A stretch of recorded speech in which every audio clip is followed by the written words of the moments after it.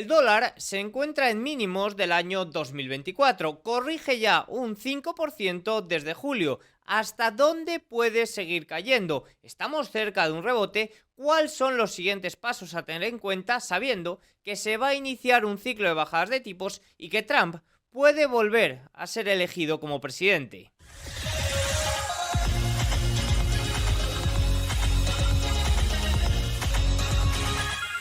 Muy buenas a todos y bienvenidos un día más al canal. Hoy es jueves 22 de agosto de 2024 y en este momento son las 21:45 hora en España, 15:45 horario en Nueva York. El día de hoy estamos viendo un retroceso de casi el 1% en el principal índice americano, el S&P 500, pero luego lo vamos a ver un poquito más de cerca porque se ve como la caída está centrada exclusivamente en las tecnológicas y poniendo un poquito más el foco en los 7 magníficos. De hecho, el S&P 500 equiponderado está teniendo un retorno negativo también el día de hoy, pero cercano al 0,2-0,3% de pérdida, evidentemente muy inferior a la pérdida que está registrando el principal índice. Luego hablaremos de ello, pero antes, el día de hoy tenemos que hablar de los PMIs registrados en la eurozona, el Reino Unido y también algún comentario de los PMIs registrados en Estados Unidos, aunque el dato más importante no se ha conocido el día de hoy, es el PMI del ISM. El día de hoy son los PMI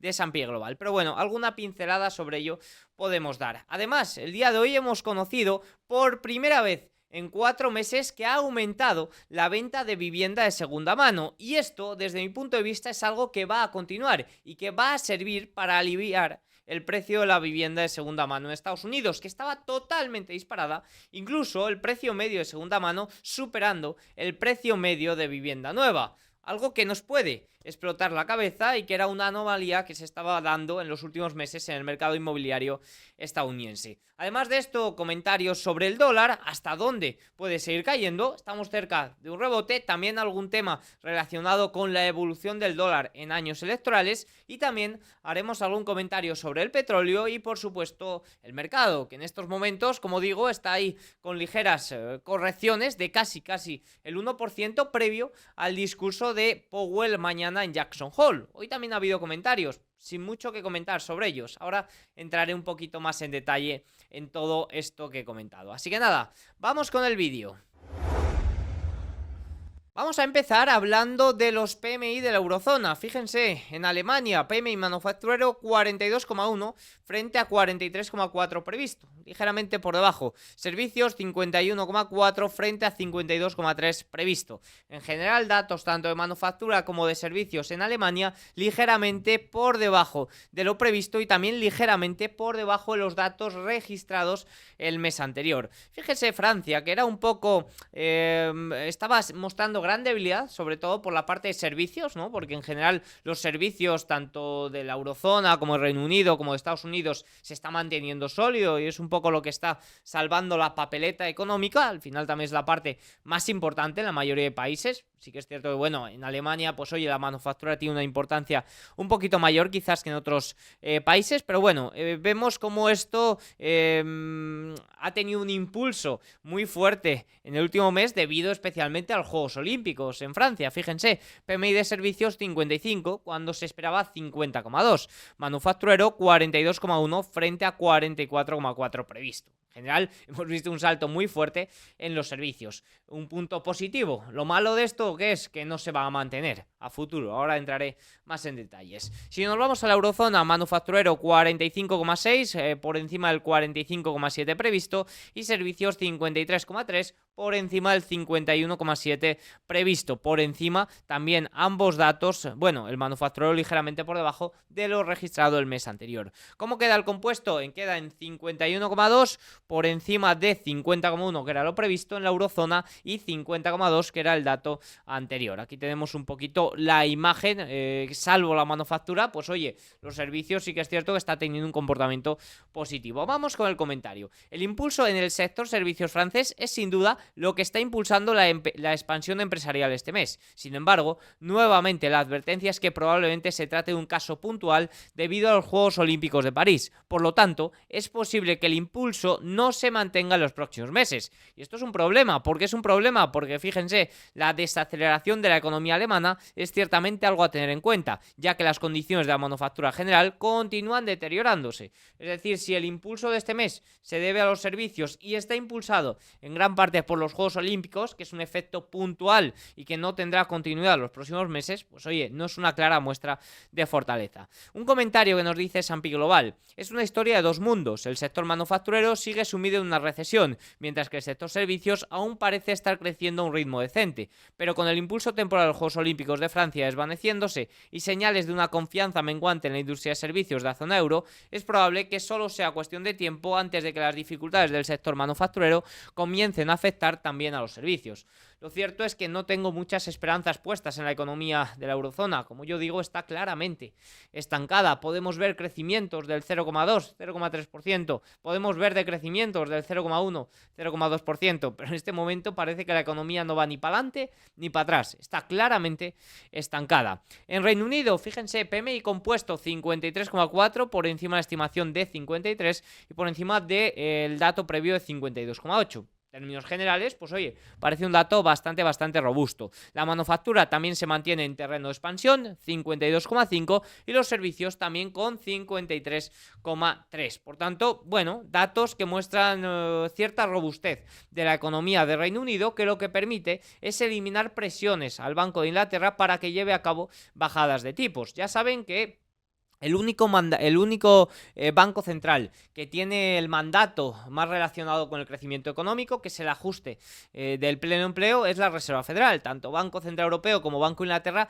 su único mandato es la estabilidad de los precios. Pero bueno, evidentemente todo el mundo da un reojo a la economía y a que se mantenga al menos sin entrar en una recesión o en una desaceleración económica grave. Por tanto, aunque no sea el principal mandato, pues sí que tienen en cuenta que se mantenga una economía sólida para, oye, tener cierto margen de regular un poco qué hacen con los precios. La inflación de los costes de los insumos cayó a su nivel más bajo en poco más de 3 años y medio, lo cual es muy positivo porque Reino Unido tiene un grave problema de inflación. Su inflación no está ni mucho menos estabilizada y, de hecho, se estabilizará por encima de la inflación de la europea, de la zona euro o de Estados Unidos. Ahora mismo estamos teniendo tasas interanuales del 2,3%, pero claro, comparado con datos de hace un año por encima del 8%, es decir, el efecto base ahí entra en juego, algo que va a provocar que cuando se estabilice la inflación en unos cuantos meses lo haga por encima de los objetivos. Por tanto,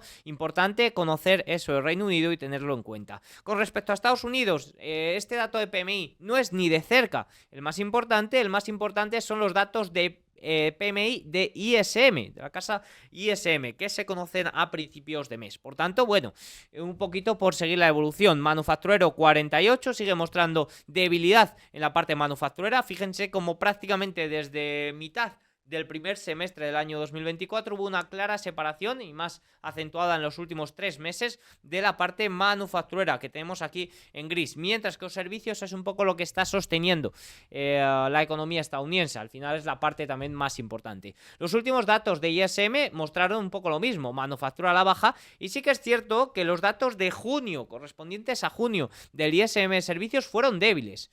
Los conocidos este mes de agosto correspondientes a julio fueron mucho más sólidos. Por tanto, de momento, mientras que el ISM de servicios no tropiece, que yo creo que ese es uno de los puntos claves también a tener en cuenta para el mes que viene, que se mantenga sólido en terreno de expansión, pues oye, se va a poder mantener este crecimiento económico o se va a poder mantener ese discurso que la Reserva Federal no está detrás de la curva. Recordemos que el dato de ISM de servicios se conoció el mismo lunes 5 de agosto, que se estaban produciendo esas grandes liquidaciones, y fue ese dato el que apagó un poco el fuego, porque en caso de que llegase a salir un dato inferior a lo esperado, podía haberse producido un problema mucho mayor. Pero bueno, en Estados Unidos lo único que quiero resaltar es esto, a que todo apunta que los datos de ISM irán por el lado débil en la manufactura y recemos o mantengamos la esperanza de que los servicios se mantengan robustos. No voy a hacer más comentarios de Estados Unidos porque no es el dato más importante para los inversores. Dicho esto, un pequeño comentario sobre la venta de viviendas de segunda mano. Por fin, después de 4 meses, han registrado una ganancia mensual a medida que los precios también están bajando debido a un mayor volumen de transacciones. ¿Debido a qué? Debido a que los tipos hipotecarios han retrocedido hasta el 6,5%. Yo mantengo la esperanza de que tanto en Estados Unidos como en España o en Europa en general, pero más centrado en España, que es un poco el mercado inmobiliario que está más caliente, las bajadas de tipos, por raro que nos parezca, van a ser beneficiosas para generar alivio en los precios, es decir, van a producir que haya caídas de precios. ¿Por qué? Porque bajadas de tipos lo que van a permitir es un aumento del volumen de compraventas. Por ejemplo, la vivienda de segunda mano, que es un poco lo que prima tanto en Estados Unidos como, bueno, en Estados Unidos sí que es cierto que se está haciendo mayor oferta de vivienda nueva, de ahí que haya caído los precios, pero en España la mayoría de transacciones de compraventa de viviendas son de segunda mano. Y evidentemente si bajan los tipos de interés puede haber mayor demanda, pero también puede haber mayor oferta de vivienda de segunda mano, ya que tú como propietario pues oye, vas a permitir o vas a estar más dispuesto a cambiar tu vivienda. Esto es algo que está ocurriendo, por ejemplo, en Estados Unidos. Evidentemente, la mayoría de propietarios tiene una tasa hipotecaria inferior a la que a la que ofrecía el mercado. Tú no vas a poner a la venta tu vivienda para cancelar una hipoteca a tipo de interés 2-3% y suscribir una hipoteca a un tipo de interés superior al 5%. No entra en ninguna cabeza. Por tanto, que haya alivio por el lado de las tasas también creo que puede ayudar a un aumento de oferta. Y luego, por ejemplo, en España, pues también una bajada de tipos permitiría o facilitaría la financiación de nuevos proyectos, lo cual también vendría muy bien para el aumento de oferta. Quizás al mes que viene hago un balance o una nueva actualización de cómo está la situación inmobiliaria en España, porque también pienso que bajadas de tipos pueden venir muy bien para el mercado del alquiler, ya que muchas personas que están optando por el alquiler lo hacen porque no pueden permitirse una hipoteca, y las bajadas de tipos van a permitir que estas personas también se permitan o puedan permitirse una hipoteca, puedan tener acceso a financiación, mejor dicho, y el precio del alquiler también disminuya. Haré más actualizaciones sobre ello próximamente. Las ventas de vivienda existentes en Estados Unidos aumentaron un 1,3% respecto al mes anterior, alcanzando tasa anualizada de 3,95 millones, recuperándose la fuerte caída de 5,4% del mes anterior, que había sido el mayor descenso en 19 meses. Esto detuvo una racha de 4 meses consecutivos a la baja, favoreciendo, bueno, pues como he comentado, para ponerlo en contexto, aquí se muestra el nivel de ventas de viviendas según el índice general. Se trata del dato más débil desde julio de 2010. Evidentemente la venta de viviendas está en mínimos desde el año 2010, y una bajada de tipos va a permitir mayor aumento de compraventas. Como resultado, el precio medio de la venta de viviendas existentes aumentó un 4,2% en comparación con el año anterior, alcanzando los $422.600, aunque cayeron muy modestamente en términos mensuales, están en su nivel más alto para un mes de julio. Por tanto, hemos visto una caída de precios a nivel mensual, lo cual ya es un punto positivo. Sigue siendo un aumento interanual. Recordemos que los precios del mercado inmobiliario estadounidense están totalmente rotos. Estamos viendo un mayor precio medio para la vivienda de segunda mano que para la vivienda nueva. ¿Por qué? Porque hay mayor oferta de vivienda nueva que la vivienda o que la oferta que hay de vivienda de segunda mano. Fíjense, el inventario de viviendas sin vender aumentó un 0,8% respecto al mes anterior, llegando a 1,33 millones. Equivale a un suministro de 4 meses al ritmo de ventas actual. La oferta de vivienda nueva tiene un suministro de aproximadamente 10 meses. Si bien el inventario de viviendas disponibles aumentó levemente en julio, todavía está muy por debajo de los niveles previos a la pandemia. Los inversores individuales o compradores de segundas viviendas adquirieron 13% de las viviendas frente al 16% del mes anterior. Compradores por primera vez representaron el 29%. Y una opinión de Capital Economics con la que estoy con la que coincido plenamente. Fíjense, el pequeño repunte de las ventas de viviendas existentes en julio parece decepcionante tras la gran caída de los tipos hipotecarios del mes pasado, pero los datos se basan en transacciones completadas, por lo que se necesitará al menos otro mes para mostrar el impacto de la baja de los costes de los préstamos. Esto es muy importante. Quizás para seguir el impacto este mes tendríamos que estar pendientes de las viviendas pendientes, estar pendientes de las viviendas pendientes. No queda muy bien eso, pero las viviendas pendientes, que se llama, pueden mostrar un aumento aún mayor que se traslade a la venta de viviendas tanto nuevas como segunda mano en los próximos meses. Por tanto, esto es algo que tener en cuenta, y mi hipótesis de que bajadas de tipos, por raro que parezca, puede provocar alivio en los precios. Ya saben, es mi opinión, es mi análisis, no tienen que estar de acuerdo con él. De hecho, les invito a que sean críticos, a que no se crean nada de lo que comento por aquí, sino que lo usen un poco como no estoy de acuerdo con ello, voy a buscar o voy a tratar de argumentar una opinión mía propia mejor. Creo que ese es el objetivo del canal, ser críticos. No quiero que aplaudáis o que estéis de acuerdo con todo lo que digo. Me equivoco demasiado, como siempre digo. Vamos ya a revisar algunos comentarios sobre el mercado. El mercado está en estos momentos a punto de cerrar con una caída de un 0,89% para el S&P 500. Pero vamos a hablar antes del índice dólar, que cerró ayer en mínimos del año, que el día de hoy sí que es cierto que estaba teniendo un repunte de aproximadamente un 0,3%, pero oye, la caída ya es muy considerable, casi un 5% abajo desde julio. Algunos puntos a tener en cuenta sobre el movimiento del dólar. El dólar se ha debilitado significativamente acercándose a los mínimos de enero, impulsado por flexibilización monetaria global. Al final hay que tener en cuenta que estamos a las puertas de un ciclo de bajadas de tipos que ya ha estado descontando el mercado, que en septiembre iniciará, ¿no? Y eso evidentemente debilita al dólar. También estamos a las puertas de un nuevo o del inicio de políticas monetarias expansivas, con este ciclo de bajadas de tipos, con un tapering ya del QT, es decir, con reducir la reducción del balance de la Reserva Federal, y eso también produce inflación monetaria, que a su vez produce devaluación del fiat, devaluación del dólar. Esto lo hablábamos muy en detalle el vídeo del martes, donde hablábamos de que el oro y el Bitcoin actúan como una cobertura para la inflación monetaria. Evidentemente esto no se va a frenar, y esto es el principal debilitador del dólar. Los temores de recesión de Estados Unidos o de desaceleración económica y el desvanecimiento de las operaciones asociadas a Trump. Sí que es cierto que cuando aumentaron las probabilidades de que Trump fuera elegido como presidente, pues el dólar repuntó. ¿Por qué? Pues porque las políticas electorales o las políticas de Donald Trump van muy en línea de fortalecer su divisa, de fortalecer el dólar. Estas tendencias pueden estar llegando a su fin y existe un claro potencial para un repunte del dólar. Históricamente, el dólar a menudo se mantiene estable o se fortalece en los 12 meses posteriores al primer recorte de tasas de la Reserva Federal, puesto que se ha descontado antes lo que se está viviendo ahora. Evidentemente, esto es algo que hay que tener en cuenta. El mercado siempre descuenta antes lo que va a ocurrir. Ahora, ¿qué ocurre? Pues evidentemente, si el ciclo de bajadas de tipos durante los próximos meses, trimestres, años es mayor de lo que está descontando el mercado en estos momentos, el dólar evidentemente se irá abajo.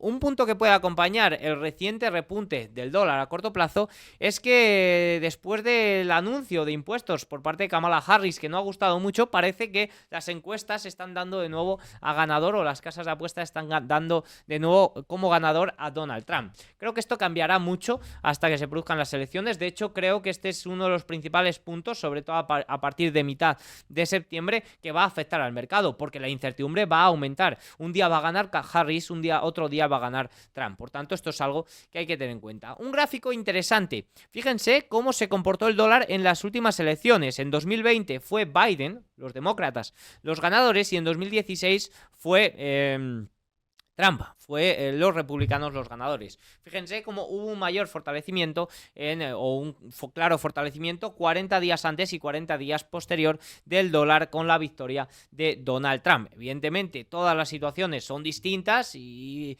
correlación no implica causalidad, pero bueno, sí que es cierto que es algo a tener en cuenta. ¿Qué opino sobre el dólar y qué es un poco lo que veo con todo lo que se viene? Bueno, al final un ciclo de bajadas de tipos evidentemente se descuenta antes, pero si es a mayores o si se produce de una forma mayor a la que está descontada, va a debilitar la divisa, ¿no? Va a debilitar al dólar. Por tanto, creo que estamos en un ciclo más bien de debilidad para el dólar. Fíjense que el dólar se fortaleció muy fuerte, o se fortaleció bastante desde el año 2022, finales de 2021, que inició este ciclo de subidas de tipos. Ahora se debilitó un poquito, sobre todo a finales de octubre, o sea, a finales del año 2022, se mantuvo en rango lateral durante el año 2023. Creo que puede incluso perder este nivel, creo que podría hacerlo, no sé si lo hará o no, pero bueno, no me extrañaría que el dólar se debilitara un poquito más. Creo que puede tener entre medias, como por ejemplo ahora de cara a las elecciones, un rally, sobre todo si gana Donald Trump, creo que eso le puede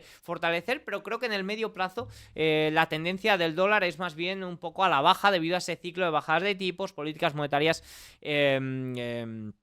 expansivas. Ahora, ¿cómo interpreto yo el dólar? Al final yo el dólar lo interpreto como una divisa refugio, no activo refugio. Activo refugio, podemos irnos al franco suizo, podemos irnos al dólar, podemos irnos al oro, podemos irnos al Bitcoin como cobertura a inflación monetaria. Eso para mí son los activos refugios. Pero el dólar sí que es cierto que pienso que dentro de las divisas un poco más convencionales sigue siendo la divisa refugio. Por tanto, creo que frente a otras divisas, como puede ser el euro, como puede ser la libra, lo único que va a hacer en el medio largo plazo va a ser fortalecerse. Por tanto, en caso de querer un poco apostar con otras divisas, pues oye, puedes tener en cuenta frente al euro pues este ciclo de bajadas de tipos y demás, pero de cara al largo plazo, la verdad que yo no apostaría por otra divisa que no fuera el dólar. De cara a 20, 30 años, pues oye, quizás los BRICS y todo ese ruido que hay alrededor, pues van cogiendo mayor consistencia y logran sacar una divisa que sea el eje mundial, pero la verdad que en este momento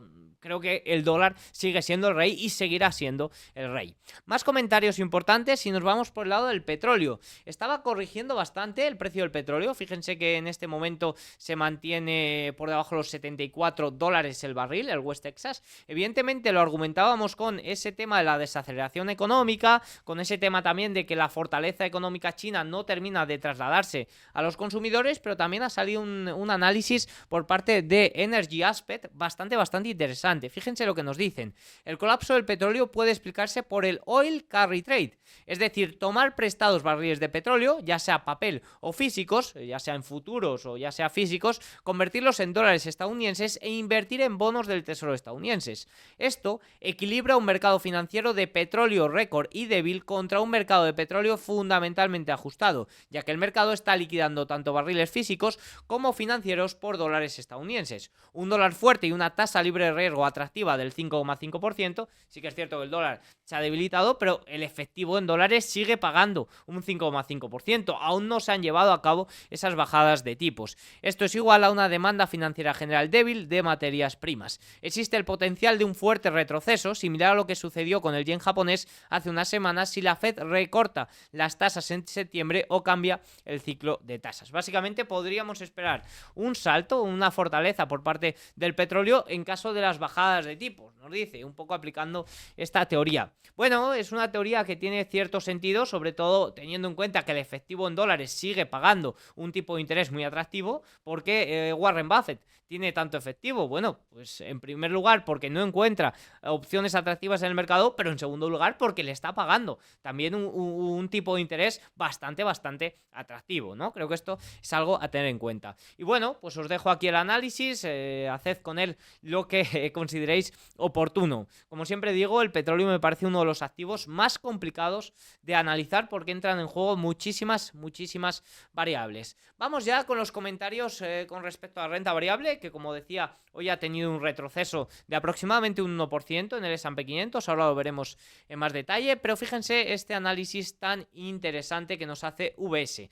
Analiza que aunque el mercado ha subido, este rally ha estado caracterizado por un bajo volumen de compras. Solo el 22% del flujo de ventas excesivas ha sido recomprado. Es decir, solo el 22% de las ventas que se llevaron a cabo por parte de fondos sistemáticos y demás en las liquidaciones de inicios de agosto ha sido comprado. Y solo el 25% del flujo de ventas sistemáticas ha sido recuperado, ¿no? Es decir, todavía hay mucho margen. Esto sugiere que este rally ha sido impopular, con poca participación, lo que ha dejado a muchos inversores con posiciones inferiores a las deseadas.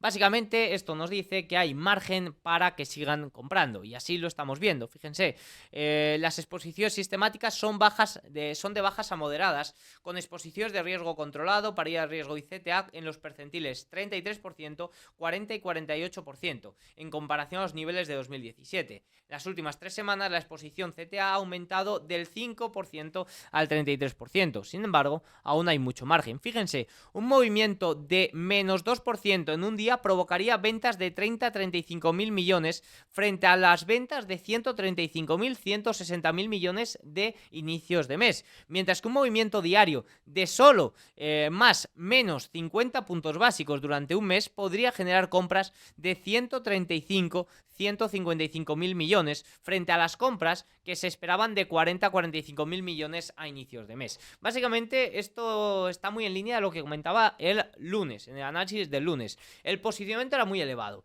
el posicionamiento cayó a inicios de mes, finales de julio, y ahora el mercado ha recuperado y tienen un mayor margen para seguir posicionándose, ¿no? Hemos vuelto al mismo nivel de mediados de julio, a los niveles máximos, pero ahora hay mucha mayor capacidad para ir al alza, para añadir compras. Hay un menor posicionamiento, lo cual es muy positivo para ser tácticamente alcistas, como explicaba el lunes. Un comentario también importante de McElligor, que va en esta línea, que es uno de los mayores o más interesantes operadores de volatilidad, es esto que nos dice: los vendedores de volatilidad siguen presionando a los dealers con opciones a corto plazo, pero el mercado sigue subiendo, lo que podría generar un impulso adicional al alza. A medida que desaparecen estas opciones de corto plazo, podría abrirse un vacío hacia el strike de 5.750, lo que ayudaría a un movimiento stop up, volatilidad up, ¿no? Es decir, que el mercado vaya al alza. Y nos hablaba un poco de FOMO, de miedo a quedarse fuera. Por tanto, en caso de que se rompa ese nivel máximo, que está en torno al 5.670 o 5.640, por ahí, pues sí que es cierto que hay una gran capacidad para irnos directamente a los 5.700, 5.750. Nos dice por aquí, los datos económicos siguen causando grandes movimientos, con posiciones largas solo necesita un catalizador macroeconómico para desencadenar un movimiento bajista acelerado. Como digo, en estos momentos creo que los datos económicos lo mejor es que salgan en línea, eso ya permitiría al mercado ir al alza. En caso de que salga un dato muy superior o muy inferior, debido a que la volatilidad sigue siendo muy elevada, podría generar movimientos muy rápidos en el mercado y puede que no sean en la dirección alcista. Como siempre, agradecer a JJ Montoya, que recomiendo mucho seguirle en su cuenta de Twitter, compañero también de Serenity Markets, que es un poco el experto en todos estos temas de opciones y volatilidad. Y un punto también importante que quería tratar en este vídeo es el tema de los fondos monetarios, si pueden actuar como catalizador. Fíjense que especialmente pasado las elecciones y ya iniciado el ciclo de bajadas de tipos, parece que los activos bajo gestión en los mercados monetarios globales, que son aproximadamente 8,8 billones de dólares, tendrían que buscar otro lugar para esa atractiva rentabilidad. ¿Por qué? Pues básicamente porque las bajadas de tipos van a eliminar esa rentabilidad o van a hacer disminuir esa rentabilidad que estaban ofreciendo tan atractiva estos fondos monetarios, y por tanto ese efectivo tendrá que buscar otro punto de obtener rentabilidad. ¿Hacia dónde saldrá? Bueno, pues en primer lugar el crédito con grado de inversión en Estados Unidos, luego acciones de alta calidad y mínima volatilidad en Estados Unidos, y yo también pienso que una parte de ello, a medida que bajan los tipos de interés, irá más dirección al riesgo, ¿no? Pequeñas compañías y demás. Creo que por ahí también puede tener hueco este efectivo debido sobre todo a ese ciclo de bajadas de tipos. Sí que es cierto que parece que es mucho dinero. Hay que tener en cuenta que, primero, ¿qué es este dinero que está en los fondos monetarios, ¿no? ¿Es un dinero que está fuera y que va a provocar un aumento de liquidez? Bueno, en realidad no, es decir, esto no sirve o no va a producir un aumento en la liquidez neta de la Reserva Federal, ni mucho menos. Es un dinero que está en las líneas, como se suele decir, es un dinero que está en el mercado, porque los fondos monetarios tienen que invertir. ¿En qué invierten? Pues sobre todo en activos que sean muy líquidos, como por ejemplo letras del tesoro y repo a un día y todas estas cosillas, ¿no? Pero sí que es cierto que es dinero que está en las líneas, es decir, no es dinero que esté fuera y que vaya a entrar y vaya a producir un aumento de liquidez. Es dinero que ya está en las líneas y que lo único que va a hacer es rotar, va a cambiar de activo. Fíjense que aunque pueda parecer mucho dinero, en comparación con la capitalización bursátil del S&P 500 no es nada.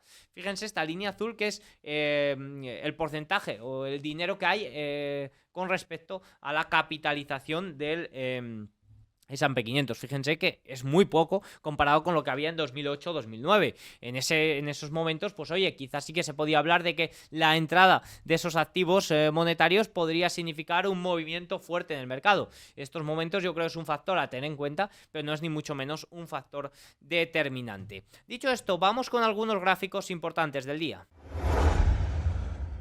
Lo único que quiero comentar por aquí son las nóminas no agrícolas, no, son las peticiones semanales de subsidio, es decir, el paro semanal. Fíjense que el dato de peticiones iniciales de subsidio, es decir, los nuevos desempleados, aumentó en 4.000 con respecto a la semana anterior, llegando a los 232.000, y el dato de solicitudes continuas, es decir, los que están en paro y no logran encontrar empleo, aumentó también en 4.000, alcanzando 1.863.000. Se mantiene todavía en máximos desde noviembre de 2021. Fíjense que hemos tenido corrección de las peticiones iniciales después de que alcanzaran máximos de agosto de 2023. De momento ha corregido, sí que es cierto que se mantiene, oye, en niveles o con una tendencia claramente al alza. De momento no ha explotado, de momento no hay riesgo, o en estos momentos estamos un poco en ese equilibrio, ¿no? Estamos viendo cómo los datos están cambiando, la tendencia está yendo al alza de una forma bastante clara, pero sí que es cierto que de momento no estamos en señales de alarma, es decir, de momento la Reserva Federal no está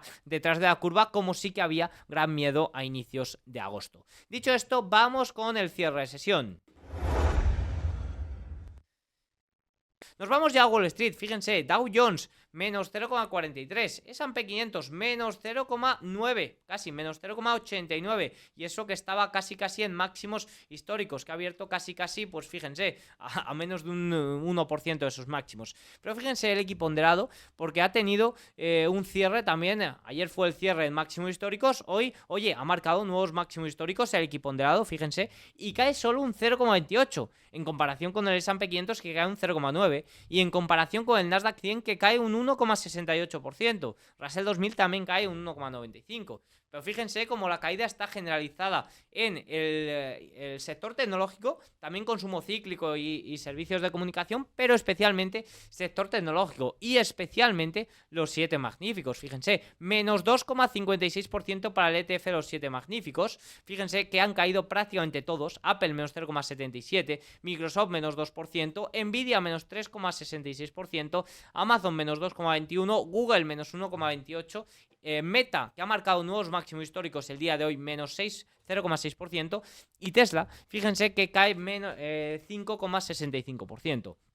Es decir, los 7 magníficos son los que han liderado la caída del día de hoy. No ha sido caída generalizada en el mercado, ha sido caída centrada en estos valores. ¿Por qué han caído estos valores? Bueno, pues sí que es cierto que fueron los que mayores liquidaciones sufrieron en este inicio de julio. Han sido también los que menos se han recuperado, quizás también porque hay mucho margen de posicionamiento aún y gran parte del posicionamiento va a ir a estas compañías. Y también, bueno, pues quizás hoy hay un poco de incertidumbre por lo que se puede esperar de Powell para mañana. Eso es un poco la lectura del día de hoy. De momento, términos generales, pues oye, el ETF de los 7 magníficos tampoco nos dice gran cosa. Sí que es cierto que ha tenido una caída muy fuerte, pero tanto el S&P 500 como los 7 magníficos de momento no dan grandes señales de alarma. Vamos a ver, porque yo pienso que si mañana Powell está un poco en la línea de lo esperado, en esa línea dovish de abrir la puerta de par en par para una baja de tipos de 25 puntos básicos y quizás dejarla abierta para 50 puntos básicos o no, pero eso le importa un poco menos al mercado,